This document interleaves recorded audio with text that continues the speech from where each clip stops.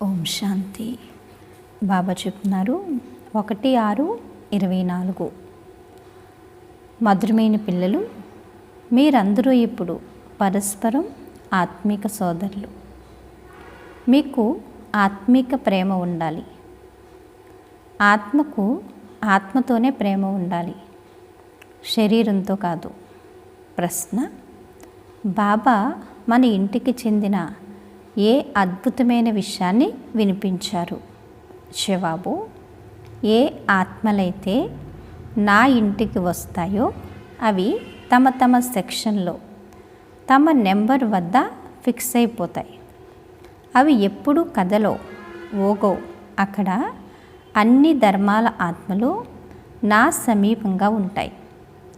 అక్కడి నుండి నెంబర్ వారీగా తమ తమ సమయానుసారంగా తమ పాత్రను అభినయించేందుకు వస్తాయి. ఈ అద్భుతమైన జ్ఞానము ఈ సమయంలోనే కల్పంలో ఒకేసారి మీకు లభిస్తుంది.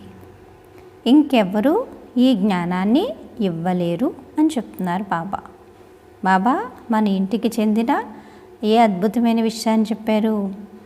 ఏ ఆత్మలైతే ఇంటికి వస్తాయో అవి ఏమవుతాయట? ఎవరి సెక్షను, ఏ ధర్మం వాళ్ళు ఆ సెక్షన్లో ఉండిపోతారు.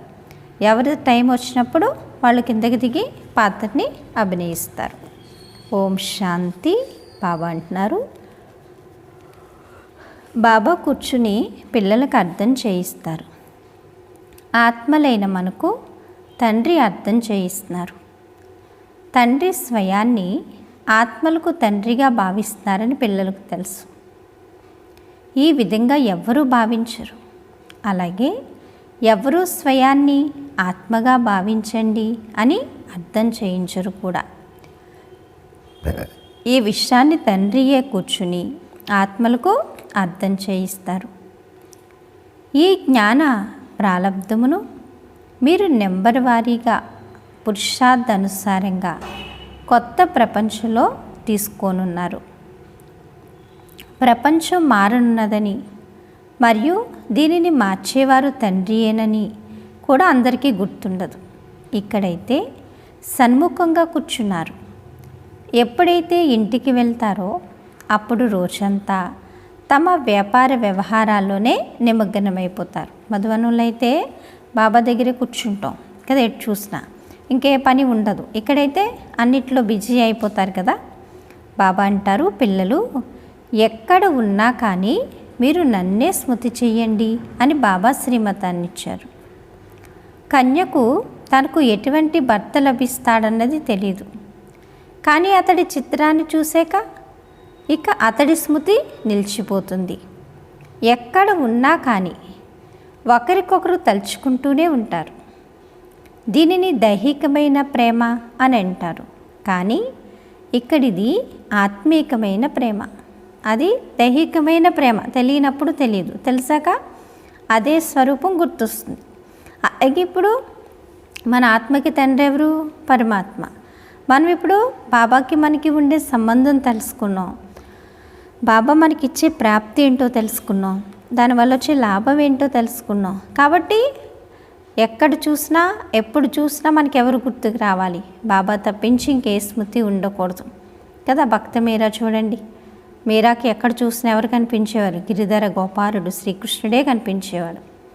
ఇంకేం కనిపించేది కదా. ఎందుకంటే శ్రీకృష్ణుడి యొక్క ప్రేమలోనే తను లీనమైపోయింది. అలాగే పరమాత్మ యొక్క ప్రేమలో మనం ఏమైపోవాలి? లీనమైపోవాలి. అప్పుడు ఎక్కడ చూసినా ఎప్పుడు చూసినా ఏ సంకల్పమైనా ఎవరు వస్తారు? మనకి బాబాయే వస్తారు. బాబా అంటున్నారు, ఆత్మీక ప్రేమ ఎవరితో? ఆత్మీక తండ్రితో. మరియు పరస్పరం పిల్లల మధ్య, పిల్లలకు పరస్పరం కూడా ఎంతో ప్రేమ ఉండాలి. అనగా ఆత్మలకు ఆత్మలతో ప్రేమ ఉండాలి. ఈ శిక్షణ కూడా ఇప్పుడు పిల్లలైన మీకు లభిస్తుంది. ప్రపంచంలోని మనుషులకైతే ఏమీ తెలియదు. మీరందరూ పరస్పరం సోదరులు కావున తప్పకుండా పరస్పరం ప్రేమ ఉండాలి. ఎందుకంటే మీరు ఒక్క తండ్రి పిల్లలే కదా. దీనిని ఆత్మీక ప్రేమ అని అంటారు. డ్రామా ప్లాన్ అనుసారంగా కేవలం పురుషోత్తమ సంగమ యుగంలోనే ఆత్మీక తండ్రి వచ్చి ఆత్మీక పిల్లలకు సన్ముఖంగా అర్థం చేయిస్తారు. అలాగే ఇక్కడకు తండ్రి వచ్చారన్నది కూడా పిల్లలకు తెలుసు. వారు పిల్లలైన మనల్ని పుష్పాల వలె పవిత్రులుగా, పతితుల నుండి పావనులుగా చేసి తమతో పాటు తీసుకువెళ్తారు. అలాగని వారు ఏదో చేత్తో పట్టుకుని తీసుకువెళ్తారని కాదు. ఆత్మలందరూ మిడతల గుంపు ఎగిరినట్లుగా ఎగిరిపోతారు. ఎందుకంటే చేత్తో పట్టుకు తీసుకెళ్ళడానికి ఏముండవు, శరీరాలు ఉండవు కదా. అందుకని మిడతల గుంపు ఎలా ఎగురుతుందో బాబా మనల్ని అందరినీ అలా తీసుకెళ్తానని చెప్తున్నారు బాబా. రెడీ అయినా మరి? బాబా అంటారు, ఆ మిడతలకు కూడా ఒక గైడ్ మిడత ఉంటుందట. ఆ మిడతల గుంపుకు కూడా ఒక గైడ్ ఉంటుంది. ఆ గైడ్ ఎటు వెళ్తే ఇవన్నీ అటే వెళ్తాయి అన్నమాట. ఆ గైడ్తో పాటు ముందు కొన్ని గైడ్లు కూడా ఉంటాయి. ఆ గుంపు అంతా కలిసి వెళ్ళేటప్పుడు ఎంతో శబ్దం వస్తుంది. అవి సూర్యుడి ప్రకాశాన్ని కూడా మూసేస్తాయి. అంత పెద్ద గుంపు ఉంటుంది. అలాగే ఆత్మలైన మీది ఎంత పెద్ద గుంపు, ఎప్పుడూ లెక్కించలేరు. ఇక్కడ మనుషులు లెక్కించచాలరు. జనాభా లెక్కలు వేసినా కానీ అవి ఖచ్చితంగా వెలువడతాయా? జనాభా లెక్కలు వేస్తారు. ఈరోజు పొద్దున్న లెక్కేస్తే సాయంత్రానికి కౌంటింగ్ మారిపోతుంది. పెరగవచ్చు, లేకపోతే తరగవచ్చు. కాబట్టి లెక్క పెట్టలేరు. బాబా అంటారు, ఇక్కడ మనుషులను లెక్కించచాలరు కదా, ఖచ్చితంగా వెలువడదు. ఎందుకంటే ఎంతమంది ఆత్మలు ఉన్నారన్నది ఎప్పుడూ లెక్కించలేరు. సుమారుగా సచీగులో ఎంతమంది ఉంటారన్నది ఉజ్జాయింపుగా చెప్పడం జరుగుతుంది. ఎందుకంటే కేవలం భారతదేశమే మిగులుంటుంది. మేము విశ్వాధిపతులుగా అవుతున్నామని మీ బుద్ధిలో ఉంది. ఆత్మ ఎప్పుడైతే మీ శరీరంలో ఉంటుందో అప్పుడు జీవాత్మగా ఉంటుంది. కావున రెండూ కలిసి సుఖాన్ని లేక దుఃఖాన్ని అనుభవిస్తాయి. ఆత్మయే పరమాత్మ, అది ఎప్పుడూ దుఃఖాన్ని అనుభవించదు. అది నిర్లేపని ఎంతోమంది భావిస్తారు. మేము స్వయాన్ని ఆత్మగా అయితే నిశ్చయం చేసుకున్నాము, కానీ తండ్రిని ఎక్కడ స్మృతి చేయాలని ఈ విషయంలో కూడా చాలామంది పిల్లలు తికమక్కపడతారు. తండ్రి పరంధామ నివాసి అని మీకు తెలుసు. తండ్రి తమ పరిచయాన్ని ఇచ్చారు కదా. మేము ఆత్మలమని అయితే అనుకుంటున్నాం, తండ్రిని ఎక్కడ స్మృతి చేయాలని. తండ్రిని ఎక్కడ స్మృతి చేయడానికి? బాబా పరంధామంలో ఉన్నారు. మనం ఇక్కడ ఉన్నాం అనుకుంటే దూరంగా ఉంటుంది. బాబా మన పక్కనే ఉన్నారనుకుంటే ఎప్పుడు ఎలా ఉంటుంది? దగ్గరగానే ఉంటుంది కదా. ఎప్పటికప్పుడు బాబా ఎక్కడో లేరు. బాబా ఎక్కడున్నారు చెప్పండి? ఎక్కడున్నారు? బాబా మన పక్కనే ఉన్నారు, నా దగ్గరే ఉన్నారు కదా. శివుడు శక్తి. బాబా అంటున్నారు, ఎందుకంటే తండ్రి తమ పరిచయాన్ని ఇచ్చారు. ఎక్కడైనా నడుస్తూ తిరుగుతూ కూడా ఏం చేయాలి? నడుస్తూ తిరుగుతూ కూడా తండ్రిని స్మృతి చేయండి. తండ్రి పరంధామంలో ఉంటారు, మీ ఆత్మ కూడా అక్కడే ఉంటుంది. మళ్ళీ పాత్రను అభినయించేందుకు ఇక్కడికి వస్తుంది. ఈ జ్ఞానం కూడా ఇప్పుడే లభించింది. మీరు దేవతలుగా ఉన్నప్పుడు ఫలానా ఫలానా ధర్మాల ఆత్మలు పైన ఉన్నాయి అన్నది మీకు గుర్తుండదు. మనం దేవతలుగా ఉన్నప్పుడు ఫలానా వాళ్ళు పైన ఉన్నారు, ఈ ధర్మం వాళ్ళు అప్పుడు వస్తారు, ఆ ధర్మం వాళ్ళు ఇప్పుడు వస్తారు అని ఈ లెక్కలేవి మీకు తెలియదని చెప్తున్నారు బాబా. పైనుండి వచ్చి ఇక్కడ శరీరాన్ని ధారణ చేసి పాత్రను అభినయిస్తారు. ఈ చింతన అక్కడ జరగదు. తండ్రి కూడా పరంధామంలో ఉంటారని, అక్కడి నుండి ఇక్కడికి వచ్చి శరీరంలోకి ప్రవేశిస్తారని ఇంతకుముందు మీకు తెలియదు. ఇప్పుడు వారు ఏ శరీరంలోకి ప్రవేశిస్తారు? వారు తమ చిరునామాను చెబుతున్నారు. శివబాబా కేరాబ్ పరంధామం అని మీరు వ్రాస్తే ఆ పరంధామానికైతే ఉత్తరం వెళ్ళజాలదు కదా. వెళ్తుందా? ఎక్కడికైనా వెళ్తుంది, కానీ పరంధామానికి లెటర్ తీసుకెళ్ళేవాడు ఎవడున్నాడు? ఎవరు లేరు. బాబా అంటున్నారు, ఎందుకంటే కావుననే శివబాబా కేరాబ్ బ్రహ్మ అని మీరు ఉత్తరం రాస్తారు. అప్పుడు పిల్లలు ఏం చేసేవారు? శివబాబా కేరాబ్ బ్రహ్మ అంటే అప్పుడు మధువన వెళ్ళేది ఉత్తరం. పరంధామం అయితే వెళ్ళదు కదా. ఆ తర్వాత ఇక్కడి చిరునామా కూడా వ్రాస్తారు. ఎందుకంటే బాబా ఇక్కడికే వస్తారని, ఈ రథంలోకే ప్రవేశిస్తారని కూడా మీకు తెలుసు.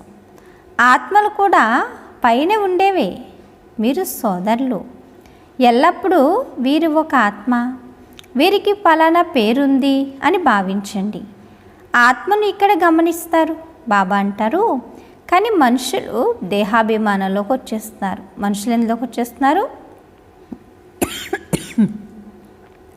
దేహాభిమానంలోకి వచ్చేస్తున్నారు. దేహాభిమానం వల్ల ఏమైపోతున్నారు? మధ్యలో బాబాకి దూరం అయిపోతున్నారు. అవునా? బాబా చెప్తున్నారు, మనుషులు ఏం చేస్తున్నారు? మధ్యలో దేహాభిమానంలోకి వచ్చేస్తున్నారు. తండ్రి దేహీ అభిమానులుగా తయారు చేస్తారు. బాబా అంటారు, మీరు స్వయాన్ని ఆత్మగా భావించండి మరియు నన్ను స్మృతి చేయండి అని బాబా అంటారు. నేను ఎప్పుడైతే ఇక్కడికి వస్తానో అప్పుడు పిల్లలకు జ్ఞానాన్ని కూడా ఇస్తాను అని ఈ సమయంలో తండ్రి అర్థం చేయిస్తున్నారు. పాత ఇంద్రియాలు తీసుకున్నారు. అందులో ముఖ్యమైనది ఈ ముఖం. కళ్ళు కూడా ఉన్నాయి, కానీ జ్ఞానామృతం ముఖం నుండి వెలువడుతుంది. గోముఖం అని అంటారు కదా, అనగా ఇది మాత ముఖం. పెద్ద తల్లి ద్వారా మిమ్మల్ని దత్తత తీసుకుంటారు అని చెప్తున్నారు బాబా. ఎవరు శివ్ బాబా? వారు ఇక్కడ ఉన్నారు కదా. బాబా అంటున్నారు, పెద్ద తల్లి ద్వారా మిమ్మల్ని దత్తత చేసుకుంటారు. ఎవరు? శివ్ బాబా కదా. పెద్ద తల్లి ద్వారా మనల్ని దత్తత అంటే బ్రహ్మబాబా ద్వారా శివ్ బాబా మనందరినీ దత్తత చేసుకుంటున్నారు. వారు ఇక్కడ ఉన్నారు కదా, ఉన్నారా లేదా? ఈ జ్ఞానం అంతా బుద్ధిలో ఉండాలి. నేను మిమ్మల్ని ప్రజాపిత బ్రహ్మ ద్వారా దత్తత తీసుకుంటాను. కావున ఇతడు మాత కూడా అవుతాడు. నీవే తల్లివి, తండ్రివి, మేము నీ పిల్లలము అని కూడా గానం చేయబడుతుంది.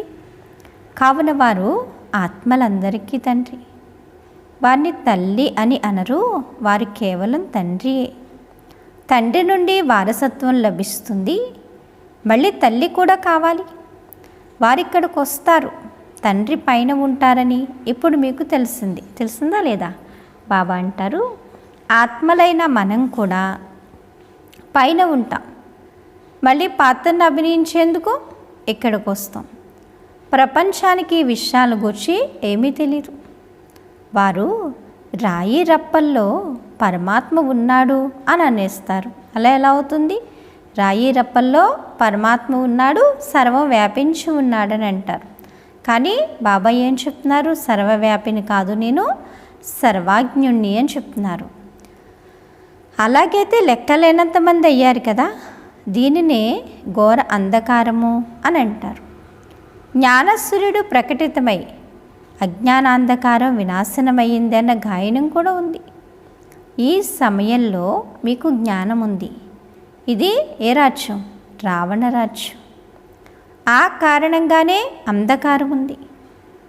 అక్కడ రావణ రాజ్యం ఉండదు, కావున ఎటువంటి వికారము కూడా ఉండదని చెప్తున్నారు బాబా. అలాగే దేహాభిమానం కూడా ఉండదు. అక్కడ ఆత్మాభిమానులుగా ఉంటారు. ఇప్పుడు నేను చిన్న పిల్లవాడిగా ఉన్నాను, మళ్ళీ నేను యువకుడిగా అయ్యాను, లేక శరీరం వృద్ధంగా అయ్యింది. కావున ఇప్పుడు ఈ శరీరాన్ని వదిలి ఇంకొక దాన్ని తీసుకోవాలి అన్న జ్ఞానం ఆత్మకుంటుంది. అక్కడ ఫలానా వారు మరణించారు అని అనరు, అది అమరలోకం. సంతోషంగా ఒక శరీరాన్ని వదిలి ఇంకొక శరీరాన్ని తీసుకుంటారు. ఇప్పుడు ఆయువు పూర్తయింది, ఇక దీన్ని వదిలి కొత్తదాన్ని తీసుకోవాలి అని భావిస్తారు. కావున సన్యాసులు సర్పం యొక్క ఉదాహరణ ఇస్తారు కదా. బాబా అంటారు, ఈ ఉదాహరణలు నిజానికి తండ్రియే ఇచ్చారు. దానిని మళ్ళీ సన్యాసులు ఉపయోగించుకుంటారు. కావుననే ఈ జ్ఞానం ఏదైతే మీకు ఇస్తానో అది మళ్ళీ ప్రాయలోపమైపోతుంది అని బాబా అంటారు. తండ్రి చెప్పిన వాక్యాలు కూడా ఉన్నాయి, అలాగే చిత్రాలు కూడా ఉన్నాయి. కానీ పిండిలో ఉప్పు వలె ఉన్నాయి. అన్నీ ఎలా ఉన్నాయి? పిండిలో ఉప్పు శాతం ఉన్నాయి. కావున బాబా కూర్చుని అర్థాన్ని వివరిస్తారు. సర్పం తన పాత కుబుషాన్ని వదిలివేస్తుంది, మళ్ళీ కొత్త చర్మం వస్తుంది. పాతదాన్ని వదిలిపెడితే కొత్తది వస్తుంది. మనం ఈ పాత శరీరం వదిలిపెడితే మళ్ళీ ఏమొస్తుంది? కొత్త శరీరం ఆత్మ తీసుకుంటుంది కదా. కానీ పాము ఒక శరీరాన్ని వదిలి ఇంకొక శరీరంలో ప్రవేశించింది అని అయితే అనరు. ఇలా చర్మాన్ని మార్చే ఉదాహరణ కేవలం ఒక సర్పానికే ఉంది. అది శరీరాన్ని మార్చదు, కేవలం చర్మాన్ని మారుస్తుంది. మనకి చర్మాన్ని మార్చే ఛాన్స్ కాదు, శరీరాన్ని మార్చే ఛాన్సే ఉంది. ఆ చర్మం కన్నులకు కూడా కనిపించుతుంది. ఏ విధంగా బట్టలను మారుస్తారో అలాగే సర్పం కూడా తన చర్మాన్ని వదిలివేస్తుంది. దానికి ఇంకొకటి లభిస్తుంది అప్పుడు. కానీ పాము అయితే బతికే ఉంటుంది. అలాగని అది ఎల్లప్పుడూ అమరంగా ఉంటుందని కూడా కాదు, అది దానికి మరణం ఉంటుంది. కానీ మధ్య మధ్యలో మనం డ్రెస్సులు మార్చినట్లుగా అది ఈ పైన చర్మాన్ని మారుస్తుందన్నమాట. ఇలా 2-3 సార్లు చర్మాలు మార్చి ఆ తర్వాత అది మరణిస్తుంది. అక్కడ కూడా మీరు సమయం వచ్చినప్పుడు ఒక శరీరాన్ని వదిలి ఇంకొక శరీరాన్ని ధరిస్తారు. ఇప్పుడు నేను గర్భంలోకి వెళ్ళాలి అని మీకు అక్కడ తెలుస్తుంది. అది యోగ బలపు విషయం. యోగ బలం ద్వారా మీరు జన్మ తీసుకుంటారు. కావుననే అమరులు అని అంటారు. బాబా అంటారు, ఇప్పుడు నేను వృద్ధంగా అయిపోయాను, శరీరం పాతబడిపోయింది అని ఆత్మ అంటుంది. ఇప్పుడు నేను వెళ్ళి చిన్న పిల్లవాడిగా అవుతాను అని సాక్షాత్కారం అవుతుంది. తనకు తానే చర్మాన్ని వదిలి తనకు తానే శరీరాన్ని వదిలి ఆత్మ పరిగెట్టుకుంటూ వెళ్ళి చిన్న శరీరంలోకి ప్రవేశిస్తుంది. ఆ గర్భమును జైలు అని కాక మహల్లు అని అంటారు. ఎక్కడ? సత్యయుగంలో. బాబా అంటారు, అనుభవించవలసి వచ్చేందుకు అక్కడ పాపాలు ఏవి జరగవు. ఎందుకంటే ఖాతాని ఇక్కడే పూర్తి చేసుకుని ఆత్మ సంపూర్ణమయ్యి సత్యయుగంలోకి వెళ్తుంది కాబట్టి అక్కడ వేరేగా అనుభవించడానికి అక్కడ ఖాతాలు ఉండవు. అందుకని అక్కడ జన్మ ఎలా ఉంటుంది? గర్భం కూడా జైల్లా ఉండదు, మహల్లా ఉంటుందన్నమాట. బాబా అంటారు, గర్భ మహల్లో విశ్రాంతిగా ఉంటారు, ఏ విధమైన దుఃఖము కూడా ఉండదని చెప్తున్నారు బాబా. అలాగే రోగగ్రస్తులుగా అయిపోయే విధంగా ఎటువంటి అశుద్ధమైన వస్తువులను తినిపించరు. పిల్లలు, మీరు నిర్వాణధామంలోకి వెళ్ళాలి. ఎక్కడికి వెళ్ళాలి? నిర్వాణధామం అంటే పరంధామం. ఇప్పుడు ఈ ప్రపంచం మారనున్నదని బాబా అంటారు. ఇది మళ్ళీ పాత నుండి కొత్తగా అవుతుంది. ప్రతి వస్తువు మారుతుంది. వృక్షం నుండి బీజాలు వెలువడతాయి. మళ్ళీ ఆ బీజాలు నాటితే ఎన్ని ఫలాలు లభిస్తాయి? ఒక్క బీజం నుండి ఎన్ని బీజాలు వెలువడతాయి? సత్యయుగంలో యోగ బలం ద్వారా ఒకే పిల్లవాడు పుడతాడు. ఇక్కడ వికారాల ద్వారా 4, 5 పిల్లలను కంటారు. సత్యయుగానికి మరియు కలియుగానికి ఎంతో తేడా ఉంది అని చెప్తున్నారు బాబా.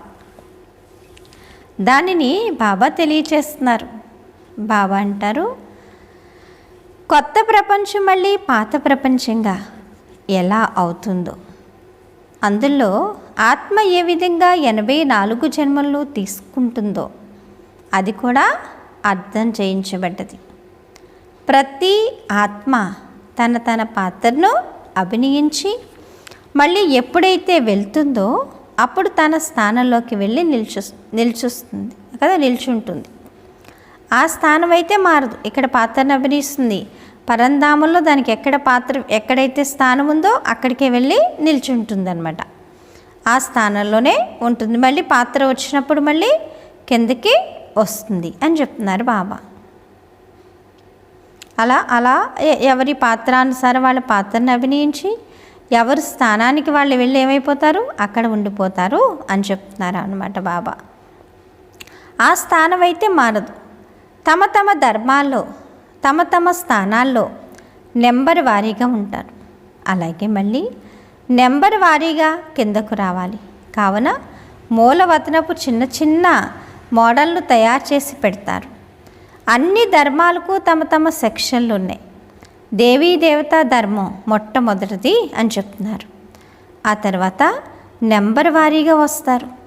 మళ్ళీ నెంబర్ వారీగానే వెళ్ళి ఉంటారు. మీరు కూడా నెంబర్ వారీగా పాస్ అవుతారు. ఆ మార్కుల అనుసారంగానే స్థానాన్ని తీసుకుంటారు. బాబా అంటారు, తండ్రి చెప్పే ఈ చదువు కల్పంలో ఒకేసారి జరుగుతుంది. ఆత్మలైన మీ వృక్షం ఎంత చిన్నగా ఉంటుంది, ఇక్కడ మీ వృక్షం ఎంత పెద్దగా ఉంది. పిల్లలైన మీరు దృష్టి ద్వారా, దివ్య దృష్టి ద్వారా చూసి మళ్ళీ ఇక్కడ కూర్చుని చిత్రాలను మొదలైనవి తయారు చేయించారు. ఆత్మ ఎంత చిన్నది, శరీరం ఎంత పెద్దది. ఆత్మలందరూ అక్కడికి వెళ్ళి కూర్చుంటారు. ఎక్కడికి? పరంధామానికి. చాలా కొద్ది స్థానంలోనే సమీపంగా వెళ్ళి ఉంటారు. మనుషుల వృక్షం ఎంత పెద్దది.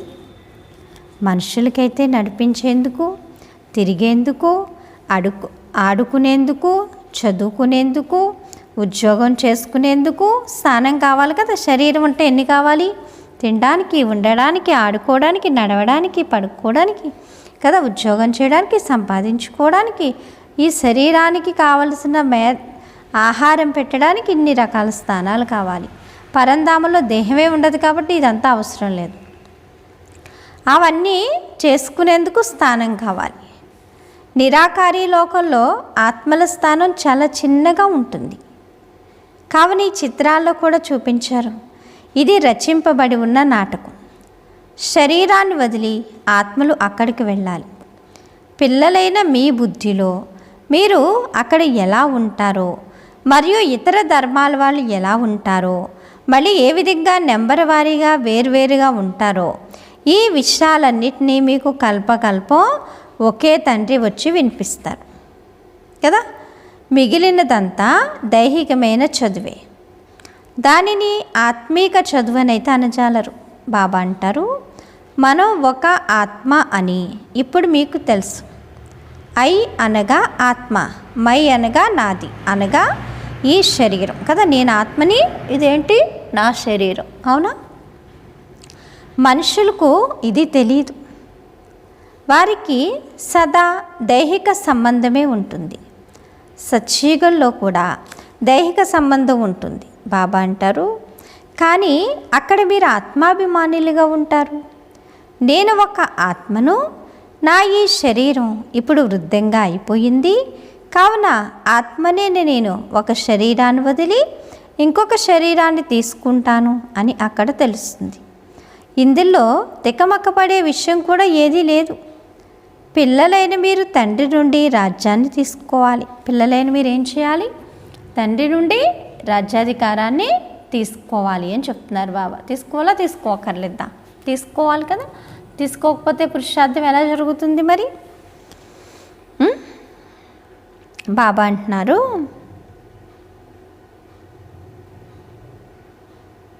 రాజ్యాధికారాన్ని తీసుకోవాలి. తప్పకుండా అనంతమైన తండ్రి ఉన్నారు కదా, లేరా? తప్పకుండా ఎవరున్నారు? అనంతమైన తండ్రి ఉన్నారు కదా అని చెప్తున్నారు బాబా. బాబా అంటారు, జ్ఞానం బ్రాహ్మణులైన మీలో ఉంది. బ్రాహ్మణులైన మీ మందిరం నిజానికి అజ్మీర్లో ఉంది. ఎక్కడుంది బ్రహ్మ మందిరం? అజ్మీర్లో ఉందట, ఇంకెక్కడా లేదు. బ్రాహ్మణులు రెండు రకాలు. ఒకరు పుష్కర్ణి బ్రాహ్మణులు, ఇంకొకరు సారసిద్ధులు. అజ్మీర్లోని బ్రహ్మ మందిరాన్ని చూసేందుకు వెళ్తారు. అక్కడ బ్రహ్మ కూర్చుని ఉంటాడు. గడ్డము మొదలైనవి చూపించారు. అతడికి మనుష్య రూపాన్ని చూపించారు. అలాగే బ్రాహ్మణులైన మీరు కూడా మనుష్య రూపంలోనే ఉన్నారు. బ్రాహ్మణులను దేవతలు అనైతే అనరు. బ్రహ్మ సంతానమైన సత్యమైన బ్రాహ్మణులు మీరే. వారు బ్రహ్మ సంతానం కాదు. తర్వాత వచ్చేవారికి ఇది తెలియదు, తెలుసా? బాబా పిల్లలకి తప్పించి ఇది మీ విరాట రూపము, ఇది బుద్ధిలో గుర్తుండాలి అని చెప్తున్నారు బాబా. ఈ విషయాలన్నీ ఏమవ్వాలి? బుద్ధిలో గుర్తుండాలి. గుర్తుండాలి, అక్కర్లేదా? ఈ జ్ఞానమంతా ఉంది. దీనిని మీరు ఎవరికైనా బాగా అర్థం చేయించవచ్చు. మనం ఒక ఆత్మ, తండ్రి పిల్లలో ఇది యథార్థ రీతిగా అర్థం చేసుకుని ఈ నిశ్చయాన్ని పక్కాగా ఉంచుకోవాలి. ఇది యథార్థమైన విషయం కదా. ఇదేంటి? యథార్థమైన విషయం. ఆత్మలందరికీ తండ్రి ఎవరు? ఒక్క పరమాత్మయే. అందరూ వారిని స్మృతి చేస్తారు. హే భగవాన్ అని మనుషులు ముఖం నుండి తప్పకుండా వెలువడుతుంది. పరమాత్మ ఎవరు అన్నది ఎప్పటి వరకైతే తండ్రి వచ్చి అర్థం చేయించరో అప్పటి వరకు ఎవ్వరికీ తెలియదు. బాబా అంటారు, ఈ లక్ష్మీనారాయణులు ఎవరైతే విశ్వాధిపతులుగా ఉండేవారో వారికే తెలియదు, మరి ఋషులు మునులు మొదలైన వారు ఎలా తెలుసుకుంటారు అని బాబా అర్థం చేయించారు. ఇప్పుడు మీరు బాబా ద్వారా తెలుసుకున్నారు. మీరు ఆస్తికులు కదా, మనం ఎవరో ఆస్తికులు, మిగిలిన వారంతా నాస్తికులు. ఇప్పుడు మనం రచయిత మరియు రచన ఆది మధ్యాంతరాలు తెలుసుకున్నాం. కొందరు బాగా తెలుసుకున్నారు, కొందరు తక్కువగా తెలుసుకున్నారు. తండ్రి సన్ముఖంగా వచ్చి చదివిస్తారు. కొందరు బాగా ధారణ చేస్తారు, మరికొందరు తక్కువగా ధారణ చేస్తారు. చదువు పూర్తిగా సాధారణమైంది, అలాగే పెద్దది కూడా. తండ్రిలో ఎంత జ్ఞానం ఉందో కదా, తండ్రిలో ఎంత జ్ఞానం ఉందంటే సాగరమును సిరగా చేసినా కానీ దాని అంతాన్ని పొందలేరు. తండ్రి సహజ రీతిలో అర్థం చేయిస్తారు కదా. బాబా ఎలా అర్థం చేయిస్తారు? చాలా సహజంగా అర్థం చేయిస్తారు. తండ్రిని తెలుసుకోవాలి, స్వదర్శన చక్రధారీలుగా అవ్వాలి, అంతే. బాబా ఏమంటున్నారు? తండ్రిని తెలుసుకోవాలి, అలాగే ఏమవ్వాలి? స్వదర్శన చక్రధారిగా అవ్వాలి, అంతే అని చెప్తున్నారు బాబా. దాంతో ఏమవుతుంది? పూర్తి నెంబర్ 1గా అయిపోతారు. అచ్చా, అయిపోతారు అవరా? మరి అవ్వాలి కదా. మధురాతి మధురమైన ఆత్మీక పిల్లలకు మాతాపిత బాప్దాదాల ప్రియ స్మృతులు మరియు గుడ్ మార్నింగ్. ఆత్మీక పిల్లలకు ఆత్మీక తండ్రి నమస్తే. ధారణ కొరకు ముఖ్య సారం. ఫస్ట్ పాయింట్, స్మృతి సదా సహజంగా ఉండేందుకు నడుస్తూ తిరుగుతూ నేను ఒక ఆత్మను, పరంధామ నివాసిని, ఇక్కడకు పాత్రను అభినయించేందుకు వచ్చానని చింతన చేయాలి. తండ్రి కూడా పరంధామంలో ఉంటారు. వారు బ్రహ్మ తనువులోకి వచ్చారు కదా. వారు ఎవరి తనువులోకి వచ్చారు? బ్రహ్మ తనువులోకి వచ్చారు. సెకండ్ పాయింట్, ఏ విధముగా ఆత్మీక తండ్రితో ఆత్మకు ప్రేమ ఉందో అలాగే పరస్పరం కూడా ఆత్మీక ప్రేమ ఉండాలి. ఆత్మకు ఆత్మతో ప్రేమ ఉండాలి, కానీ శరీరంతో కాదు. ఆత్మాభిమానిగా అయ్యే పూర్తి అభ్యాసం చేయాలి అంటున్నారు బాబా. వరదానము బాబా చెప్తున్నారు, హద్దు కామనల నుండి ముక్తులుగా అయ్యి సర్వ ప్రశ్నల నుండి దూరంగా ఉండే సదా ప్రసన్న చిత్తు భవ. ఏంటి వరదానం ఈరోజు? హద్దు కామనలు అంటే కోరికల నుండి ముక్తులుగా అయ్యి సర్వ ప్రశ్నలకి దూరంగా ఉండే ప్రసన్న చిత్తు భవ. ప్రశ్నలు ఏవి లేకుండా ఎలా ఉండాలి? ప్రసన్నంగా ఉండాలి. మనసుని భగవంతుడికి అర్పణ చేస్తే ఇంక ఎటువంటి ప్రశ్న అనేది ఉండదు. ఏ పిల్లలైతే హద్దులోని కోరికల నుండి ముక్తులుగా ఉంటారో వారి ముఖంపై ప్రసన్నత యొక్క మెరుపు కనిపిస్తుంది. ప్రసన్న చిత్తులు ఏ విషయంలోనూ ప్రశ్నా చిత్తులుగా అవ్వరు. వారు సదా నిస్వార్థులుగా మరియు సదా అందరినీ నిర్దోషులుగా అనుభవం చేస్తారు. ఇతరులపై దోషాన్నైతే మోపరు. ఎటువంటి పరిస్థితి వచ్చినా కానీ లెక్కాచారమును సమాప్తం చేసే ఏ ఆత్మ అయినా ఎదిరించేందుకు వస్తున్నా కానీ, శరీరపు కర్మభోగం ఎదిరించేందుకు వస్తున్నా కానీ సంతుష్టత కారణంగా వారు సదా ప్రసన్న చిత్తులుగానే ఉంటారు. అర్థమైందా బాబా ఏం చెప్పారో పిల్లలందరికీ? హద్దు కామనల నుండి దూరంగా ఉండాలి కదా, కోరికల నుండి. సదా ముఖం ఎలా ఉండాలి? ప్రసన్నత యొక్క మెరుపు కనిపించాలి అని చెప్తున్నారు బాబా. ఎటువంటివైనా రానివ్వండి, మన మొహంలో ఉండే ప్రసన్నత పోకూడదు. అప్పుడు అన్నీ ఏమైపోతాయి? ఆటోమేటిక్గానే సమాప్తం అయిపోతాయి. స్లోగన్ను వ్యర్థము యొక్క చెక్కింగ్ను సోమరితనంతో కాకుండా అటెన్షన్తో చేయండి. బాబా ఏం చెప్తున్నారు ఈరోజు? వ్యర్థం యొక్క చెక్కింగ్ను సోమరితనంతో కాకుండా అటెన్షన్తో చేయండి. అప్పుడు ఎంత వ్యర్థం ఉందో, ఎంత వ్యర్థం చేస్తున్నారో మీకు అర్థమవుతుంది. సోమరితనంగా చేస్తే ఏం తెలుస్తుంది? ఏం తెలియదు, అంతా ఒకలాగే కనిపిస్తుంది అనమాట. అచ్చా, ఓం శాంతి. మధురాతి మధురమైన ఆత్మీక తండ్రికి ఆత్మీక పిల్లల యొక్క ప్రియ స్మృతులు, గుడ్ మార్నింగ్ మరియు నమస్తే. నమస్తే నమస్తే. మధురమైన బాబా, ప్రియమైన బాబా, నా బాబా, థ్యాంక్ యూ బాబా, ధన్యవాదాలు. ఓం శాంతి. ఈరోజు స్వమానం, నేను సదా ప్రసన్న చిత్త ఆత్మను, అంటే మనసుని ప్రశాంతంగా ఉంచుకునే ఆత్మని అని అర్థం అన్నమాట. ప్రశ్నలు లేకుండా అంటే మనసు యొక్క ఏ కోరికలు అన్నిటి నుంచి ముక్తులుగా అయిపోయి ప్రశాంతంగా ఉండాలి. అందుకని నేను ప్రసన్న చిత్త ఆత్మను, అంటే మనసుని ప్రశాంతంగా ఉంచుకునే ఆత్మను అని అర్థం. అచ్చా, ఓం శాంతి. Thank you Baba.